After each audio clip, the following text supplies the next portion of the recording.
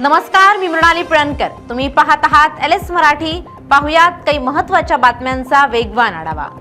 30 मे पासून अंतरवालीत पुन्हा आंदोलन. मनोज जरांगे पाटलांचं आमरण उपोषण जाहीर. मराठा बांधवांना अंतरवालीत येण्याचं जरांगेंचं आवाहन.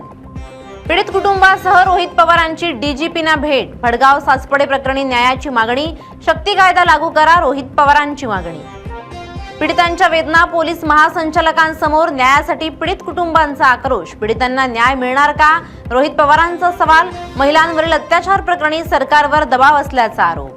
दिल्ली कार्यालयावरून सुरू असलेल्या चर्चा चुकीच्या. युवक राष्ट्रवादी काँग्रेस पक्ष राष्ट्रीय अध्यक्ष धीरज शर्मा यांची माहिती. तटकरे पटेल यांच्या प्रवेशबंदीच्या बातम्या फेटाळल्या. नीट पेपर फुटी प्रकरणात बीड कनेक्शन उघड. PV कुलकर्णींवर कठोर कारवाई करण्यात यावी, नागरिकांची मागणी. सांगलीत रेल्वे विरोधात शेतकऱ्यांचं जलसमाधी आंदोलन. नांद्यातील येरळा नदीत उतरले बाधित शेतकरी. रस्ता नसल्यानं 50 एकर जमीन पडी. 43 अंश तापमानात शनी मंदिरात थंडावा. बीडच्या शनी मंदिराची अनोखी शक्कल. तुषार सिंचनानं भाविकांना दिलासा. उन्हाचा त्रास कमी करण्यासाठी खास व्यवस्था. जालन्यात 3 वर्षांपासून पाणी नाही, मग महानगरपालिका नेमकं करते तरी काय, नागरिकांचा सवाल. हिंगोली जिल्हा परिषद परिसरात भीषण आग. 100हून अधिक झाडं जळून खाक. आगीचं कारण अद्याप अस्पष्ट. कर्मचाऱ्यांच्या सतर्कतेमुळे आग नियंत्रणात.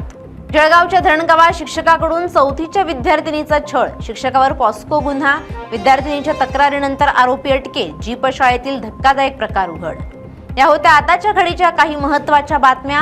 अशाच महत्त्वाच्या बातम्यांसाठी पाहत रहा LS मराठी.